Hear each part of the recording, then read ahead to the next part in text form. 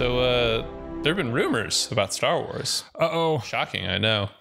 So James Mangold. Oh, yeah, I read about this. This is cool. Yeah, he just got done directing Indiana Jones and the Dial of Destiny. Yep. Gave an interview where he said that he was working on an R-rated Boba Fett movie once upon a time. And Lucasfilm just didn't pick it up. Yeah, this is going to connect to another thing we're going to talk about today about Lucasfilm and R-rated things. I totally get this. Like, Star Wars has always been a kid-centered entertainment for children. Yeah. And like the idea, if you were to walk up to George Lucas and be like, I have a great idea. Let's do an R-rated Star Wars movie. He'd be like, no. Get out of my office. Yeah. Who are you? How'd you get past security? And it's not because it wouldn't be amazing, because it could be. Very well could be. Like an R-rated Vader movie. Oh, that'd be fucking terrifying. Or like a Deadpool style with another character that's like R-rated. That would be really neat, but it's just not like, it's tonally crazy way different, because R-rated doesn't mean that it can be scary, because we know that movies can be scary without having an R rating, right? It means blood and tits. Yes, and maybe a little bit of penetration. Just depending on where the camera is. You're permitted like 15 frames of penetration. I think, well, Game of Thrones is rated mature, I guess. It's like you can just fuck your aunt, but I think that's mature. Or your sister? Yeah, I think you can. Or your cousin? You can fuck a lot. Well, in Game of Thrones, you mean? Yeah, no, the whole family is gay. Yeah, it's just... Man, I wish I was kidding. And honestly, it makes kind of an interesting story beat for that. But it's, like shit like that doesn't fit in Star Wars, right?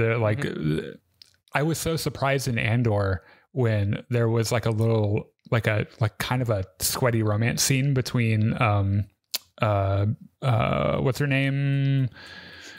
I know who you're talking about. Bix? Yes. That's his like love interest, right? Yeah. That's married to the guy from Space Scotland. Yeah.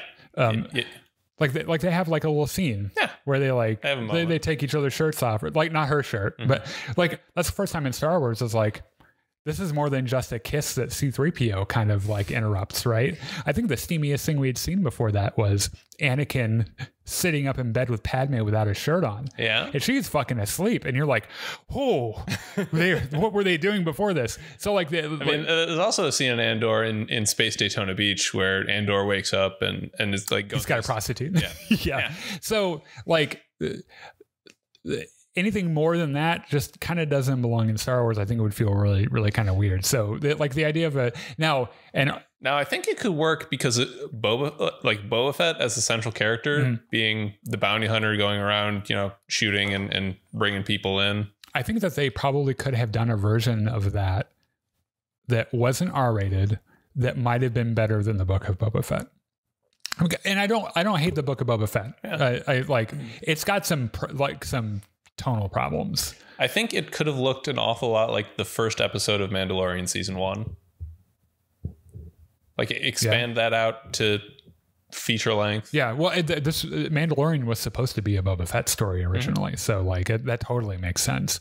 And yeah, it's the Book of Boba Fett thing is for a different time, because I have a lot of complex thoughts about it. And like in the end, at the end I was like, okay, I enjoyed it. It was fine. But I bet that a tough, gritty Boba Fett story would be really neat. And it doesn't necessarily have to be R-rated for it to be really neat, My last thought on this, James Mangold also directed Logan, which is probably the best X-Men movie since X-Men 1 or 2. Yeah. The Bryan Singer ones. Yeah.